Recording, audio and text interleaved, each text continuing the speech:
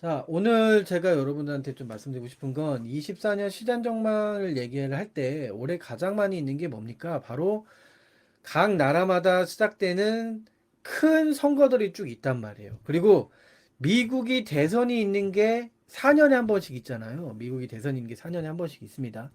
꼭 이 4년에 한 번씩 기술 변동성이 크고 그리고 기회가 많이 찾아옵니다. 특히 선물 옵션 하신 분들은 미국이 있는 대선 연도가 있을 때 생각을 유연하게 하면은 위가 됐든 밑에가 됐든 콜옵션, 풋옵션이 됐든 선물 매도가 됐든 매수가 됐든 그 해에는 변동성이 크다 보니까 좋은 기회가 되게 많습니다. 그래서 종목단에는 봤을 때 연간으로 쭉 끌고 가는 투자는 쉽지 않겠지만 레버리지는 솔직히 저는 수익률은 별로 안 돼서 말씀을 안 드리고 있어요. 근데 선물이나 옵션 같은 경우에는 좋은 기가 많죠.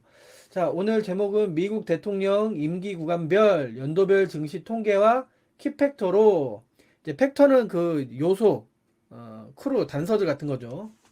요인들. 키팩터로 24년도 미국 증시와 한국 증시 추정입니다. 오늘 제목은. 그렇죠. 자, 여기 보면은 자, 한번 보자고요. 일단은 지금 이 바이든이 4년 차잖아요. 바이든이 4년 차입니다. 바이든이 4년 차. 그러면은 2년 차까지 바이든 2년 차까지 지수 변동이 어떻게 되는지 보자고요. 바이든 2년 차, 22년까지 증시 변화입니다. 이게 지금 2년 차까지 왜 2년 차까지 봤냐면 증시 통계를 보기 위해서 사이클이 어떻게 하는지 같이 봐야 돼요. 자, 대통령 사이클 패턴에 보면은 S&P 500일의 대통령 사이클 패턴 보면은 요 구간에 2년차 구간이죠. 커렉션 허러블 인 디스 피리어드. 요때가 이제 언제였냐면은 22년도에 금리 인상 막 시작한다고 할 때 금리 인상 설명하려는 게 아니고 전체적으로 대통령 임기 2년차 때는 원래 시장이 좋지 않다. 그 얘기를 좀 해드리고 싶어서 이런 거예요. 그래서 S&P 500 이렇게 좀 빠졌었고 그 다음에 23년도까지 이게 23년도 3월달이 이쪽이죠. 이쪽이죠. 그때까지 쭉 빠졌다. 그래서 보시면은 이때 당시에 어쩔 수 없이 금리 인상을 하는 것 때문에 이제 멀티플들이 깎이다 보니까 지수가 좀 많이 두들겨 맞았고 한국도 마찬가지였고 22년도 10월 달을 기점으로 이때죠. 22년도 10월 달을 기점으로 해서 저점 만들고 원래 보면은 대통령 사이클이 3년 차에 상승이 많은데 2년 차까지 이때 10월 달에 빠졌을 때 지수가 올라갈 수 있는 건가 시장에서 고민이 되게 많았어요. 하지만 지금 돌아와서 지금 보면 어떻습니까? 22년도 10월 달이 최저점이었어요. 그쵸? 예. 3년차 됐을 때는 대선 전에다 보니까 경제를 살리기 위해서 재정정책도 많이 좀 부양을 하고, 그 다음에 금리 인상이 끝냈다는 시장 분위기 때문에 시장 금리가 올라오기 시작하면서 지수도 같이 올라왔죠. 결국은 프레젠트 사이클 패턴에 따라서 23년도 상승이 이뤄졌어요. 예. 이뤄졌습니다. 그래서 미국 대통령 2년차 9월까지 증시는 저조하다. 여기 보시면은 1, 2, 3, 4년 차인데 모든 대통령 평균 미국의 대통령 임기 기간 중에 2년 차는 평균적으로 이렇게 안 좋다 이겁니다. 예, 미국 대통령 2년 차 구간에는 안 좋다 이거예요. 안 좋다 이거예요. 자, 그러면은 3년 차는 보시자고요. 결국 3년 차는 이제 작년이었죠. 23년도.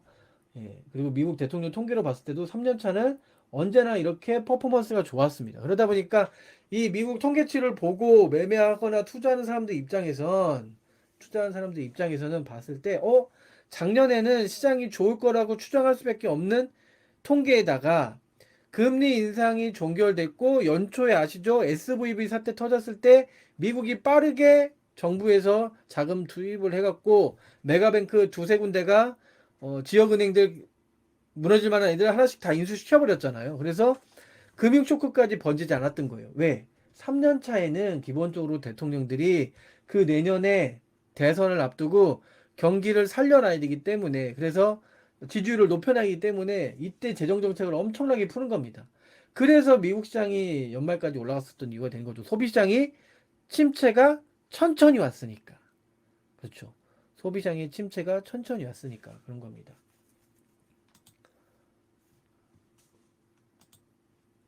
자, 그리고 난 다음에 4년차 보세요. 4년차.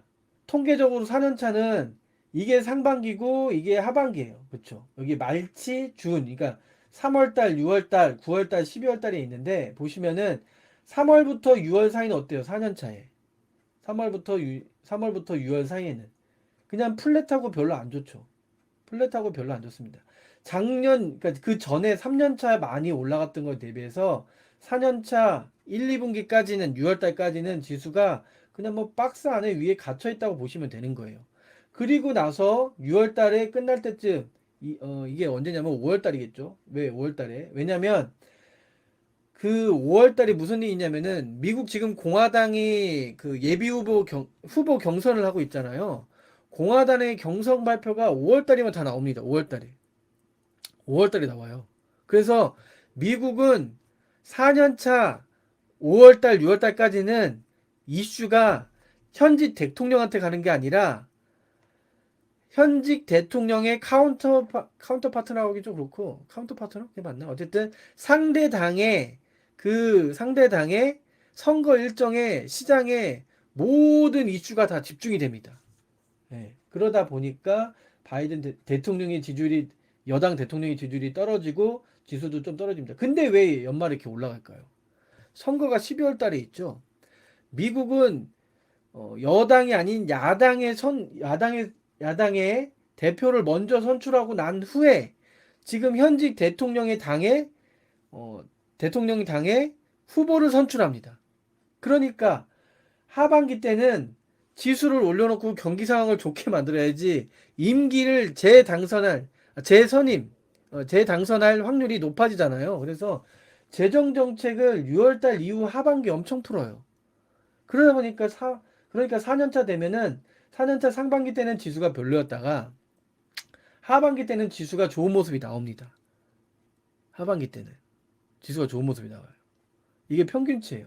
그래서 저는 심플하게 먼저 말씀드리면 올해 상반기 때 지금 1월 달에 벌써 나스닥, S&P 500이 막 최고가, 신고가 간다 이런 얘기 나오는 건 이제부턴 슬슬 피크가 나오고 있다는 얘기입니다.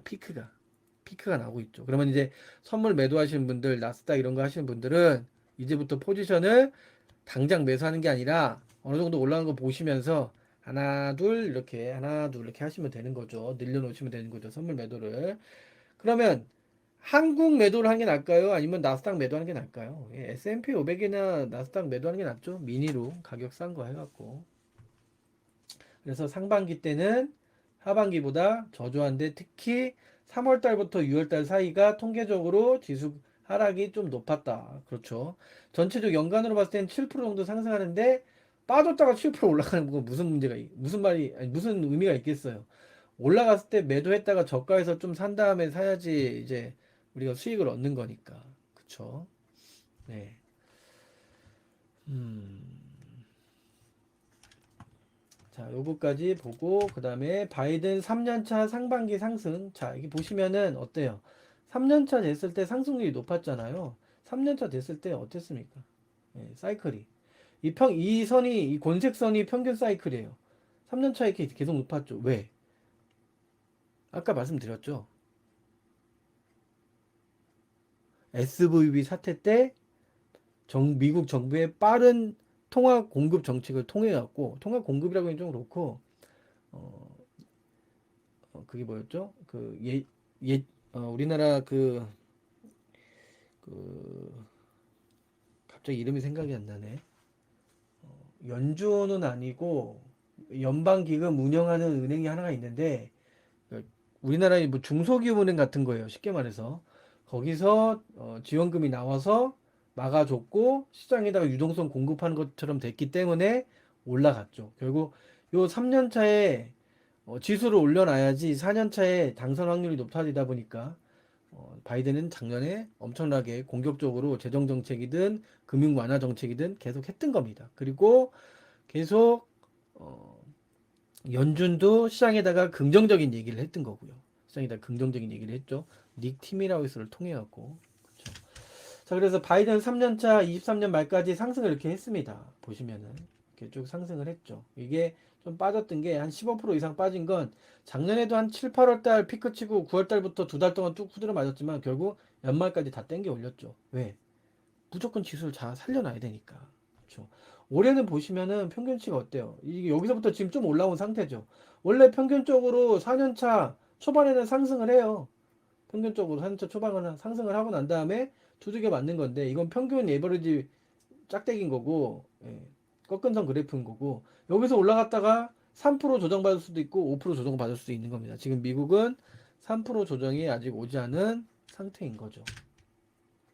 자, 대통령 임기 3년 차가 증시 상승률이 가장 높았다 이겁니다. 1년, 2년, 3년, 4년 봤을 때 에버리지 S&P 500 체인지가 여기 보면 변화율이 1년차 5.6, 그다음에 2년차가 4.54, 3년차가 12.82. 그러니까 작년까지 미국 시장을 투자를 했던 거는 통계치를 봤을 때 매우 좋은 선택지였던 겁니다. 근데 올해는 어때요? 5.1%밖에 안 돼요. 그러면 올라갔다가 속된 말로 고원에서 고가 고원에서 지그재그로 있다가 어느 날 어느 시점에 내재적 EPS 상승이 됐든 아니면은 내재적 EPS 상승이 아닌 그냥 플랫하게 유지가 됐든 아니면 하향이 됐든 아니면 대외 변수에 의해서 미국 시장이 조정받을 가능성이 높다 이겁니다.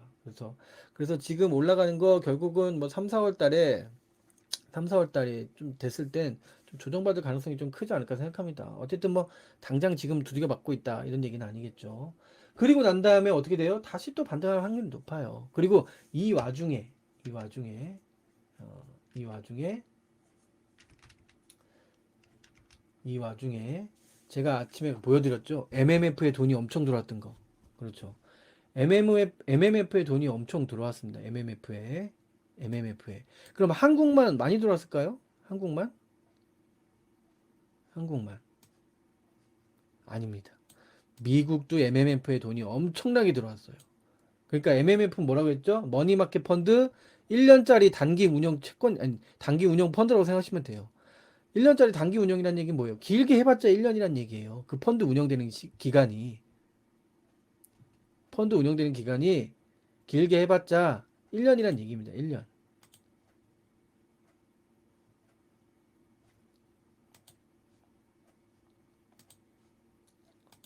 어떻겠습니까? 섹터 로테이션이 엄청 벌어진다는 얘기예요. 미국은 그러면 매그니피션트 7 종목으로 돈이 몰리긴 하겠지만 그거에 연관되어 있는 한국 종목들은 뭐예요? 다 IT 섹터란 얘기예요. IT 섹터가 가면 속된 말로 정방향. IT 섹터가 잠시 숨죽이고 멈춰버리면은 나머지 오늘같이 뭐 GSE, 흥구석유 시장만 살짝 깔짝 뭐 조정만 오면은 튀어나가려고 하는 애들, 그쵸? 그쪽 섹터로 돈이 돌고 계속 그런 모습이 보일 거란 얘기예요. 그러면 올해 상반기 때는 뭐 하나 끌고 쭉 가는 것보다 섹터 로테이션으로 유연하게 하시는 게 트레이딩으로 유연하게 하시는 게 시장 대비 수익률이 더 높을 가능성이 크다. 어차피 마켓을 봤을 때 상반기 때 에버리지를 봤을 때 코스피 상승률 대비해서 마켓 퍼폼은 트레이딩이 올해는 가장 날 가능성이 높다. 이 말씀 좀 드리고 싶고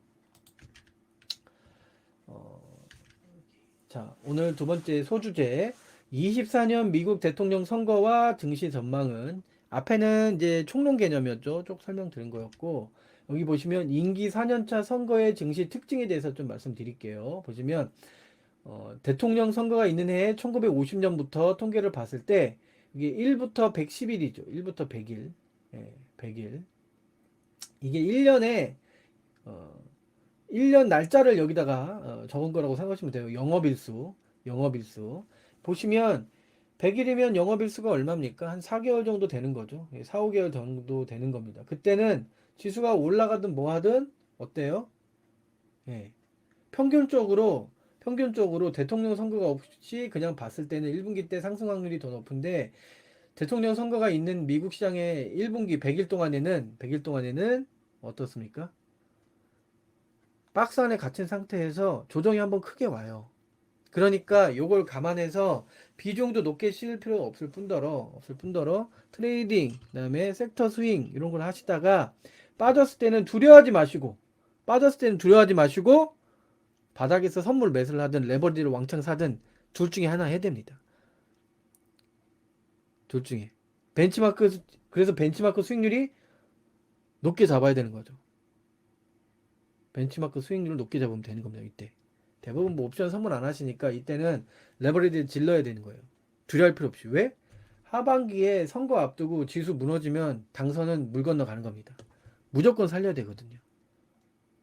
오늘 요거 하나 알고 가는 것도 중요합니다, 여러분들. 요거 하나 알고 가는 거 매우 중요해요.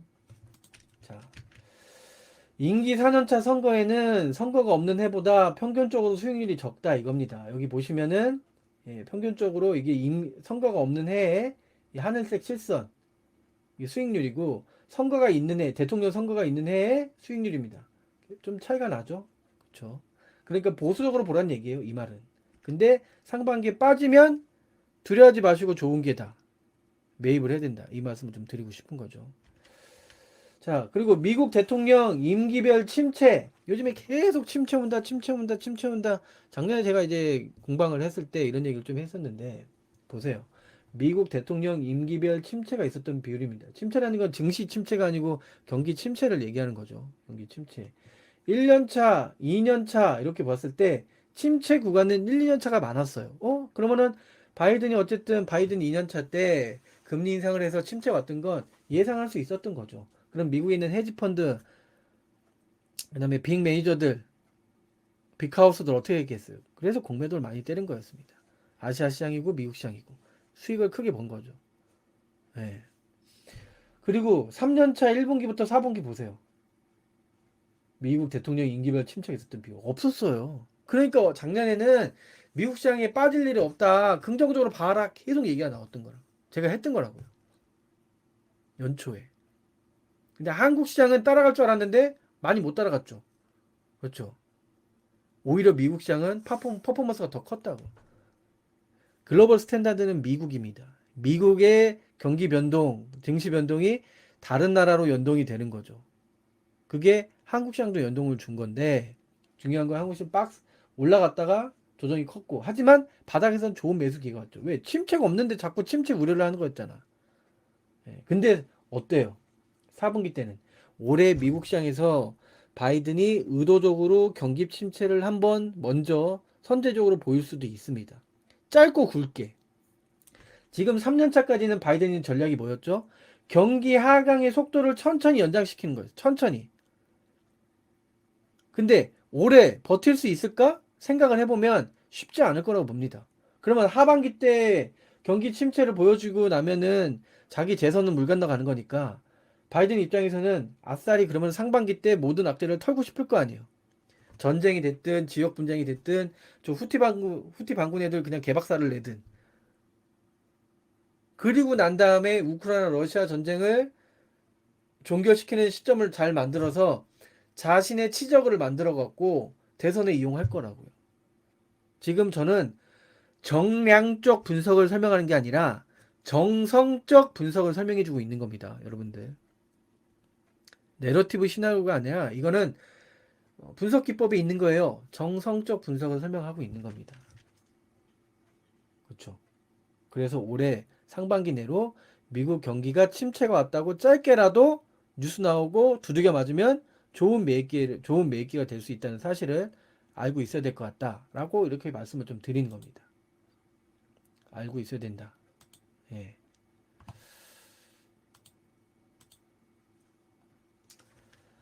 자, 이렇게 됐고 임기 3년차엔 절대 침체가 없다. 그럼 이제 4년차에 온다는 얘기죠. 그래서 작년에 이런 데이터를 알았으면 미국 시장을 긍정적으로 바라보고 매그니피전트 세븐을 집중해서 살 이유가 있었던 거죠. 그렇죠.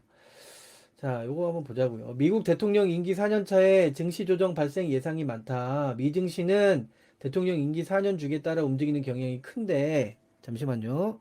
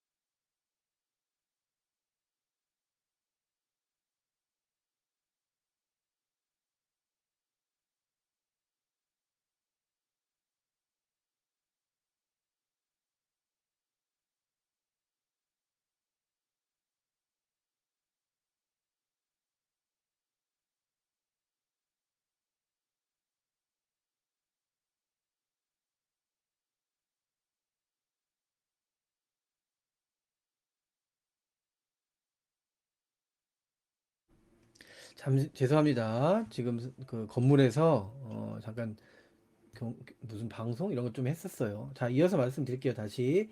미국 대통령 임기 4년차 증시 조정 발생 예상 많다. 평균적으로. 미국 증시는 대통령 임기 4년 주기에 따라 움직이는 경향이 크다. 이걸 한 번 알아놓으면 평생 죽을 때까지 이제 미국 시장 이해할 수 있는 거예요. 행정부의 재정 정책에 영향을 받는 거다. 왜?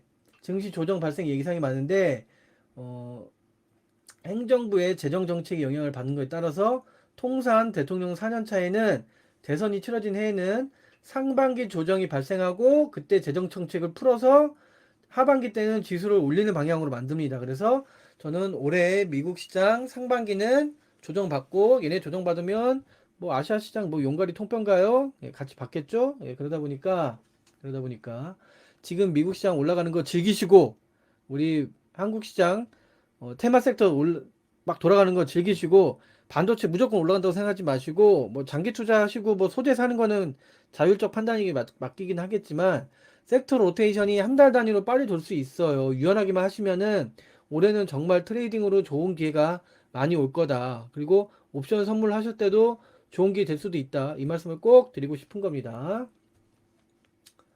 자, 그리고 요거죠, 요거. 지금 수치가 잘 안 보이실 텐데, 이게 뭐냐면, OECD에서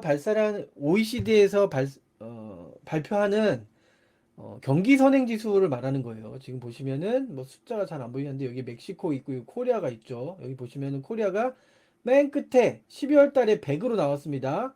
작년 11월 달에 99.9, 10월 달에 99.8. 자, 요거를 이제 쉽게 볼 수 있게 뭐로 만든 거냐? 꺾은선 그래프로 나온 거죠. 그래서 보시면은 경기 선행 지표, 컴포지트 리딩 인디케이트, 경기 선행 지표 보시면 우리는 파란색, G7은 빨간색이었어요. 원래 경기 선행 지표를 보시면 한국이 먼저 올라가요. 여기 보시면은 이때도 그렇죠. 이게 08년도 때도 그 사건 터지고 난 다음에 한국이 먼저 경기 선행 지수가 올라갔고 그 다음에 일부 시간이 지난 다음에 G7이 올라왔었고요. 그 다음에 이렇게 올라올 때도 근데 무조건 매번 똑같이 그러진 않았죠.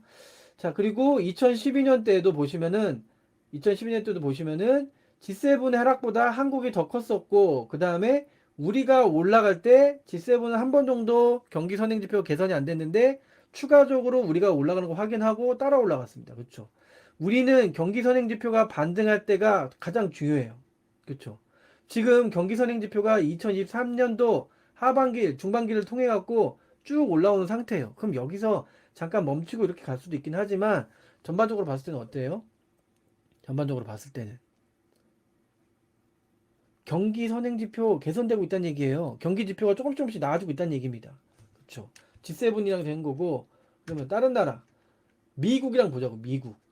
미국이랑 여태까지 08년 때도 우리가 먼저 미국 이후 그 다음에 이때도 우리가 좀 더 빠지긴 했지만 우리가 갈 때 미국도 결국 어때요? 우리는 경기 선행 지표가 계속 장기적으로 3년 동안 개선되는 모습이었죠. 3년 동안. 근데 미국은 14년부터 16년까지 한번 두들겨 맞고 나서 우리가 안착되는 거 보고 따라갔다고. 이건 뭐 패스한다고 치더라도 이번에 보자고요. 이번에는 우리가 미국보다 어때요? 거의 비슷하게 먼저 빠진 것 더 많이 빠진 것도 아니고 막 심하게 빠진 건 아니니까 좀 더 빠지긴 했지만 경기 선행 지표가 같이 턴했죠. 미국은 이제 플랫해집니다. 우리는 계속 올라오는 모습이고, 예, 경기 선행 지표가 개선되고 있어요. 그렇죠? 그래서 우리나라가 중요한 게 반도체 수출액이 결국 경기 민감주이기 때문에 우리 경기 선행 지표가 올라가면 글로벌도 계속 긍정적으로 보면 되는 겁니다. 근데 우리 경기 선행 지표가 지금 계속 긍정적이에요. 그러니까 우린 긍정적으로 보면 된다 이런 얘기죠. 계속 이 얘기를 말씀드리고 싶은 거고 그 다음에 경기 침체가 분명히 만들 거라고 저는 생각하고 있습니다. 아주 짧고 굵게 바이든이 만들지 않을까 생각을 합니다. 온 것도 아닌 것처럼 외부 변수까지 같이 해서 그러면 이 수치가 살짝 꺾였다가 이렇게 갈 텐데 우리 경기 선행 지표가 많이 꺾이지 않으면은 다시 올라간다 이런 얘기죠. 그래서 4년차 때 상반기에 두들겨 쳐맞으면 좋은 매수 기회란 얘기예요. 아무 종목 말고 지수 반등에 대해서 지수에 연결된 섹터 그 다음에 당연히 삼성전자면 하이닉스겠죠. 그렇죠. 그리고 지수 연결 상품, 선물이나 레버리지, 뭐 옵션 할 수 있는 분들은 옵션 하시면 되는 거고. 근데 한 달짜리니까 대충 그냥 막 사놨다가 그냥 골로 갑니다. 0으로. 예, 프리미엄 다 깎이고 적절한 시기에 사야 되는 거예요. 자, 그리고 이번에 좀 재밌는 사실은 멕시코가 아메리칸 펄스 전략에 의해서 미국 옆에 공장에다 엄청나게 만들고 지금 수입을 하고 있죠. 그러다 보니까 우리보다 멕시코가 먼저 반등을 했어요. 우리보다.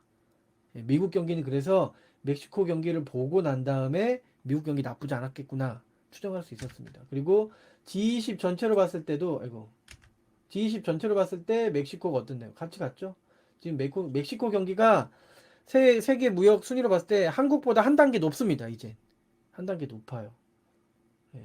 그래서 멕시코 경기가 지금 괜찮기 때문에 미국 시장이 안 무너지는 거고, 멕시코 경기가 좋다는 얘기는 한국으로부터 반제품이 수출이 계속 나간다는 얘기죠. 예. 그리고 차이나, 이게 이제 중국이 중요하죠. 중국이 지금 막 경기 뭐 침체 오는 거 아니냐 막 얘기하는데 중국의 경기 선행 지표가 올라가고 있어요. 여러분들, 경기 선행 지표는 산업 지표예요. 산업 지수. 지금 중국은 산업 지수가 하반기를 찍고 하점을 찍고 난 다음에 야금야금 올라오고 있습니다. 그럼 3월 달에 일단은 중국 정부에서 산업 지표가 올라온다. 부동산이 문제이긴 하지만 3월 달 양회 전까지 증시만 받쳐주는 정책이 나오는 거지, 경기를 개선시킬 만한, 경기를 한 번에 땡겨 올릴 만한 초부양 정책은 안 나올 거라고요. 괜히 부동산 그렇게 터트렸다가 경기 개선 지표보다 부동산 지표가 너무 올라가 버리면 인플레가 심해져 버리잖아. 그러면 위안화가 똥값이 되고, 위안화 가격이 하락하면 어떻게 돼요? 수입 물가 올라가는 거니까, 수입 물가 올라가면은 인플레이션 잡기 어렵죠. 예. 그래서 지금 중국은 이러지도 저러지도 못하긴 하지만 중국의 산업 생산 지표는 개선되고 있는 거다, 계속. 그걸 알아야 되는 겁니다, 여러분들. 자, 그리고 제가 1분기 때 왜 지금 그 한번 조정 올 수밖에 없는지, 이건 내재적 지표인데 이거는 좀 말씀 좀 드릴게요. 자, 여러분들이 골드만삭스에서 추정하고 있는 어, 분기별 분기당 이익 추정치에 대해서, 이익 추정 상승률에 대해서 나온 건데 이 보시면은 어떻습니까?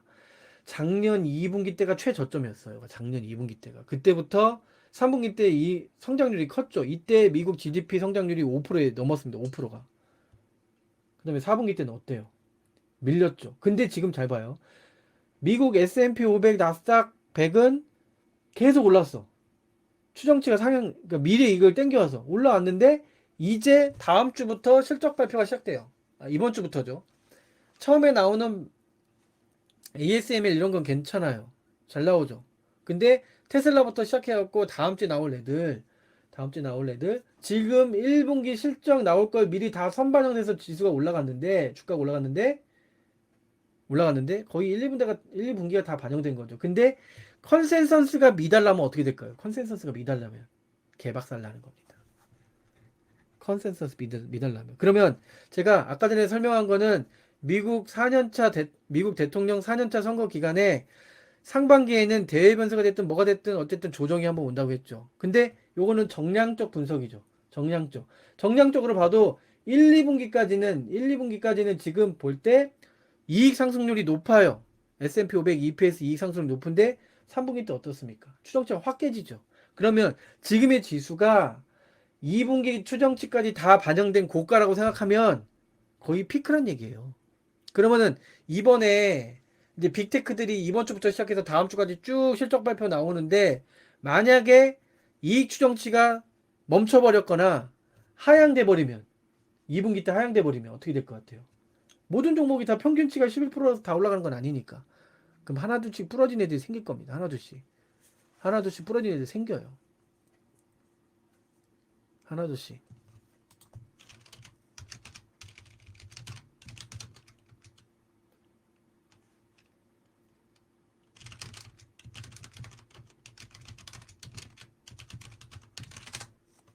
하나둘씩. 그렇죠. 그리고 당연히 3분기 때 이익 추정치 하향이니까 상반기 때 피크 치면 조정받을 수밖에 없는 거고.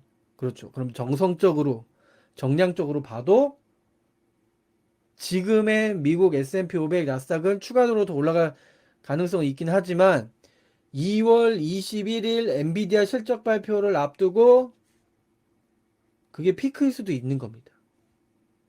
그 언저리로. 그래서 제가 올해는 시장을 긍정적으로 바라보면서 MMF에 돈이 많이 들어왔으니까 섹터 로테이션을 즐기셔야 된다. 뭐 즐기는 건 좀 그렇고 섹터 로테이션 잘 생각해서 유연하게 매매해야 된다. 뭐 이게 작년에도 똑같고 재작년에도 똑같은 거 아니냐? 전혀 다릅니다. 알고 하는 것과 모르고 하는 건 다르죠. 자, 그리고 자, 그럼 공화당 일정이 언제까지 있는지 한번 보자고요. 1월 15일 아이오와 시작을 했죠. 이때 트럼프가 높게 됐는데 여러분들 요즘에 그 미국의 엄청 한파 때문에 뭐그 선거인단이 모이지 못하고 있다고 했어요. 그쵸? 그런 것 때문에. 그리고 지금 이제 니키 헤일리 거기 주지사 했던 그 동네가 오늘인가 내일인가 아마 하고요. 그 다음에 2월 3일 날 사우스 캐롤라이나, 그 다음에 뉴햄프셔하고, 그 다음에 중요한 건 3월 5일 날입니다. 3월 5일. 다음 달 3월 5일. 다다음 달. 이때가 이제 공화당의 이제 17개 주 여기 다 나옵니다. 예, 다 나와요. 그럼 지수 변동성은 3월 달이 좀 크겠죠. 왜? 여러분들 바이든 입장에서 공화당이 모든 뉴스 지면에 일면이 다 나오고 CNBC, 폭스 여러 채널에서 계속 공화당 이슈만 나오면 자기 지지율은 떨어질 수밖에 없겠죠. 그리고 걔네들은 공화당이들은 뭔 얘기가 있어? 바이든 정책 실패했다, 경기 안 좋다, 자꾸 안 좋은 얘기 할 거 아니야. 그럼 여러분 바이든 입장에서는 언제 시장을 두들겨 패겠어요? 저 같으면 3월 달에서 5월 달 사이에 3월 달 특히 이때쯤 맞춰갖고 대외 변수라도 날려버리든 대내 악재를 뿌리든 이때도 않겠어요? 그렇죠. 그리고 나서 해결하는 모습을 7월까지 보이면 보세요. 7월까지 공화당 대통령 후보 선출 전당대회가 끝난다고요. 3월 달이 끝나면 5월 달이면 거의 끝나요. 그 다음에 이제 민주당 대통령 후보 선출을 한다고요. 그러니까 상반기 때 악재란 악재를 다 떨 거라고. 이때 자기가 바로 내 대선 후보 전당대회 앞두기 전에 몇 달 전부터 작년에 SVB 사태처럼 문제를 터트려서 정부가 재정 정책을 풀어서 빠르게 해결하는 모습 보여주고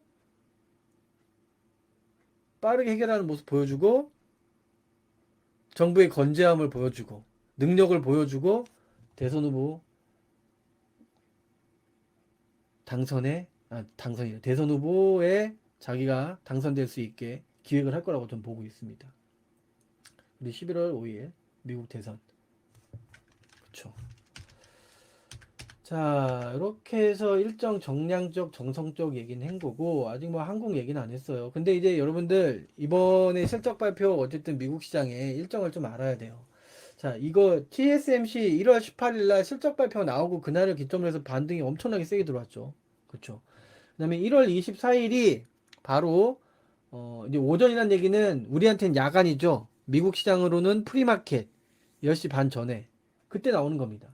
텍사스 인스트루먼트 나올 테고 ASML 장비죠, 장비. EUV 관련해서 그래서 이제 여기는 이제 오후라고 적혀 있으니까 미국 시간으로 오면은 우리한테는 새벽. 그렇죠. 애프터마켓. 그다음에 램리서치 다 그때 나온 거예요. 그래서 그리고 중요한 날은 1월 25일 하이닉스 실적 발표인데 지금 하이닉스 실적 추정치가 계속 높아졌죠.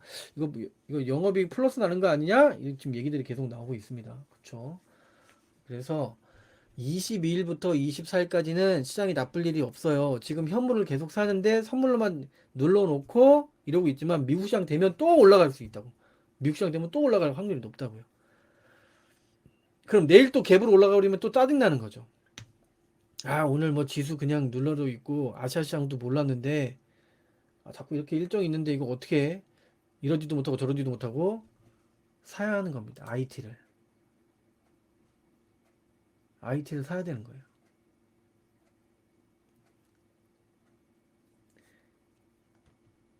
섹터 산업 정리를 못 하셨잖아요. 잘 모르시고.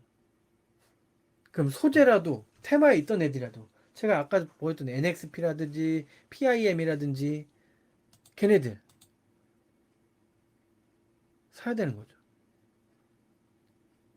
TSMC 나왔으니까 비메모리 쪽으로 한번 돌았고요. 텍사스 인스트루먼트 D램 쪽입니다. 여기 ASML 장비 램스위치 장비. 그 다음에 하이닉스. 하이닉스 이날 실적 발표하면 또 기대감이 나오겠죠. 오이 돈 벌었네? 자금 조달한 거 같고 장비 업체들 돈 밀린 거 주겠다. 그럼 장비 투자 더 하겠다. 선단 공정 투자하겠다. 그 얘기 나온다고. 그리고 1월 30일 날 AMD. AMD가 TSMC만큼 엔비디아만큼 엄청나게 성장할 겁니다. 그럼 여기 연결되어 있는 무슨 회사? 메커스. 메커스. 나 하나만 볼래. 그럼 메커스. 메커스. 아, 오늘 갭 올라가서 15%